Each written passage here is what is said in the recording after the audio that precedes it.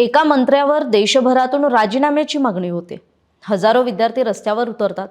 सोनम वांगचुक हे सुद्धा अन्नत्याग आंदोलन करतात, पण 21व्या दिवशी त्यांच्या आंदोलनाला पांढरे कपडे लावून त्यांना उचलून नेत दडपलं जातं। त्यानंतर 20 जुलै उगवतो, जे राजधानी दिल्लीत तरुणांवर लाठीचार्ज केला जातो। त्यानंतर त्याचे पडसाद आपल्याला संसदेतही पाहायला मिळतात। विरोधक आक्रमक होतात आणि दुसऱ्याच दिवशी खुद्द विरोधी पक्षनेते राहुल गांधी आपली बहीण आणि खासदार प्रियंका गांधी यांच्या नेतृत्वात खरं तर विरोधी पक्षातील खासदारांचा दिल्लीच्या रस्त्यावर उतरून पंतप्रधान नरेंद्र मोदींच्या निवासस्थानाबाहेर ठिय्या पाहायला मिळतो। हे एवढं सगळं घडतं, पण तरी सुद्धा केंद्रीय शिक्षण मंत्री धर्मेंद्र प्रधान यांचा राजीनामा काही होत नाही। आता धर्मेंद्र प्रधान हे भाजपसाठी इतके का महत्त्वाचे आहेत की त्यांच्यावर इतका दबाव असूनही मोदी सरकार त्यांना पदावर कायम ठेवते आणि त्यांना बाजूला करत नाही। हेच सगळं समजून घ्यायचं असेल तर हा व्हिडिओ शेवटपर्यंत पहा। नमस्कार, मी कोमल, आपण पाहताय सकाळ।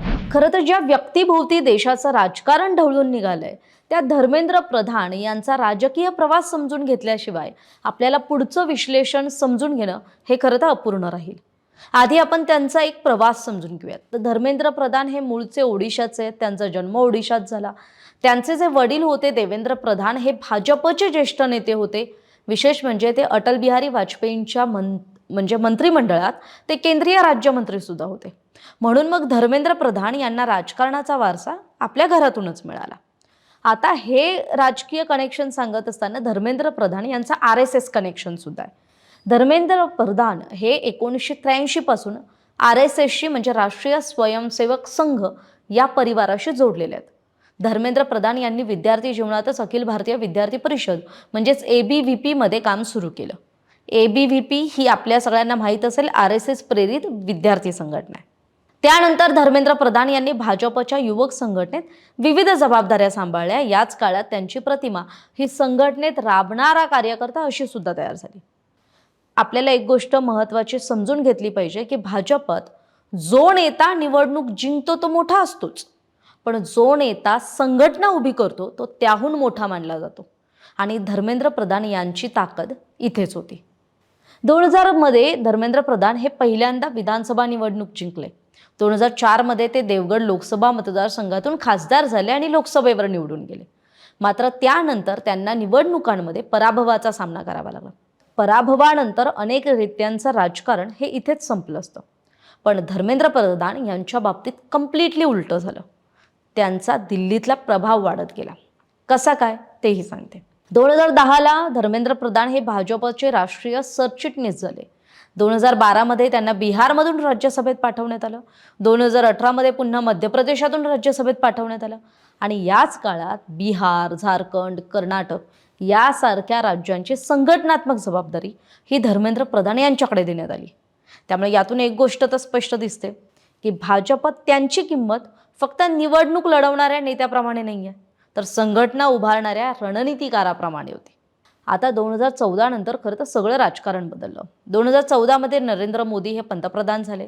धर्मेंद्र प्रधान यांना पेट्रोलियम मंत्रालयाची जबाबदारी मिळाली आणि याच काळात सुरू झाली ती प्रधानमंत्री उज्ज्वला योजना। गरीब महिलांना मोफत LPG गॅस जोडणी देणारी ही योजना मोदी सरकारच्या सर्वात मोठ्या फ्लॅगशिप योजनांपैकी एक होती। या योजनेची अंमलबजावणी करण्याची जबाबदारी धर्मेंद्र प्रधान यांच्याकडे होती आणि ती त्यांनी प्रभावीपणे राबवली आणि योजना यशस्वी झाली। आणि मग उज्ज्वला योजनेच्या यशामुळे धर्मेंद्र प्रधान यांची प्रतिमा मोदी सरकारमध्ये अधिक मजबूत झाली। त्याचबरोबर दिल्लीत मी जसं आधी म्हटलं तसं त्यांचं राजकीय वजन वाढलं। आता हे सगळं सांगत असताना धर्मेंद्र प्रधान यांच्या राजकारणाविषयी ज्यावेळेस आपण बोलतोय, राजकीय प्रवासाविषयी ज्यावेळेस बोलतोय, त्यावेळेस सर्वात महत्त्वाचा टप्पा येतो तो म्हणजे ओडिशाचा। 2014 पूर्वी ओडिशामध्ये भाजप काही फार मजबूत स्थितीत नव्हता। राज्यात म्हणजे भाजपच्या बदली तिथे राज्यात कुणाचं सरकार होतं तर बिजू जनता दलाचं होतं। तिथे मुख्यमंत्री नवीन पटनायक यांचं एक वर्चस्व होतं आणि मग भाजपने ओडिशामध्ये आपल्या पक्ष विस्ताराची जबाबदारी धर्मेंद्र प्रधान यांच्यावर सोपवली। मग तिथे बूथ कमिट्या असतील, पंचायत स्तरावरील जे संघटन कौशल्य असेल, कार्यकर्त्यांचं नेटवर्क जुळवणं असेल, या सगळ्यावर खरं तर धर्मेंद्र प्रधान यांनी लक्ष केंद्रित केलं। मग भाजपच्या केंद्रीय नेतृत्वाने सुद्धा धर्मेंद्र प्रधान यांना या सगळ्या कामाचं श्रेय दिलं। पण इथेच वाद सुरू झाला. 2019च्या निवडणुकीआधी ओडिशा भाजपमधील अनेक वरिष्ठ नेते हे उघडपणे नाराजी बोलून दाखवायला लागले. अनेकांनी पक्षही सोडला. काहींनी आरोप केला की पक्षामध्ये एकहाती निर्णय घेतले जात आहेत, जुने कार्यकर्ते बाजूला पडतायत आणि पक्ष एका व्यक्तीभोवती फिरू लागलाय. आणि तो व्यक्ती कोण होता? धर्मेंद्र प्रधान. आता धर्मेंद्र प्रधान यांच्याच काळातला महत्त्वाचा एक प्रकल्प म्हणजे ओडिशातला LNG प्रकल्प. आता या प्रकल्पाविषयी आणि पुढचा जो मी काही जे आरोप आहेत त्याच्याविषयी सांगताना हे सगळं ना द कॅरावान मासिकात 2019 साली एक प्रकाशित झालेला लेख आहे आणि त्या लेखाचा संदर्भ घेऊन मी आपल्याला पुढची माहिती सांगणार आहे की धर्मेंद्र प्रधान यांच्या केंद्रीय राज्यमंत्री कार्यकाळात म्हणजे ज्या वेळेस ते केंद्रीय राज्यमंत्री होते त्यावेळेस ओडिशाच्या किनारपट्टीवर जवळपास 6,000 कोटी रुपयांचा LNG प्रकल्प राबवण्यात आला. म्हणजे तिथे टर्मिनल उभारणी झाली आणि या प्रकल्पामुळे राज्यातल्या म्हणजे ओडिशातल्या 13 जिल्ह्यांमधल्या घरगुती ग्राहक आणि औद्योगिक क्षेत्रांना नैसर्गिक वायूचा पुरवठा करण्याचं उद्दिष्ट ठेवण्यात आलं. 2016 मध्ये सुरू झालेला हा प्रकल्प सार्वजनिक खाजगी भागीदारी म्हणजे आपण ज्याला PPP म्हणतो म्हणजे पब्लिक प्रायव्हेट पार्टनरशिप या तत्वावर तो राबवण्यात आला. त्यामध्ये गौतम अदानींच्या प्रमुख कंपनी असलेल्या अदानी एंटरप्राइजेसची बहुसंख्य भागीदारी होती. तर गौतम अदानी यांना पंतप्रधान नरेंद्र मोदींचे निकटवर्तीय उद्योगपती मानलं जातं. आता अमित शहांचा धर्मेंद्र प्रधान यांना असलेला पाठिंबा हा त्यांच्या पेट्रोलियम मंत्री म्हणून केलेल्या कामामुळे.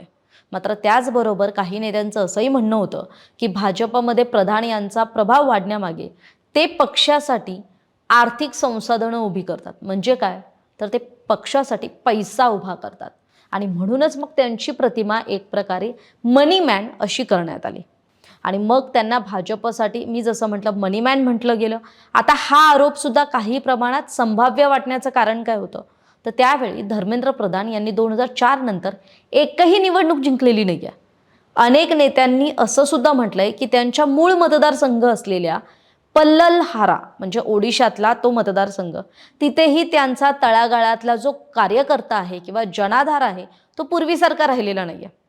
पण प्रधान यांच्या निधी उभारणीच्या क्षमतेबाबत एका नेत्यानं प्रतिक्रिया देताना स्पष्ट म्हटलं की CSR आणखी काय म्हणजे जो पैसा उभारला जातो तो company social responsibility corporate social रिस्पॉन्सिबिलिटीमधून केला जातो.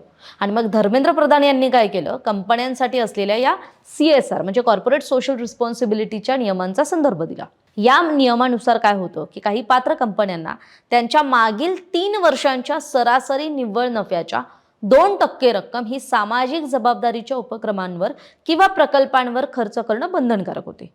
मात्र काही कंपन्यांनी काय केलं या CSR निधीचा वापर हा सरकारी प्रकल्पांमध्ये गुंतवणूक करून राजकीय जवळीक आणि आपल्या अनुकूलतेसाठी केला आणि तसा तो आरोप झाला.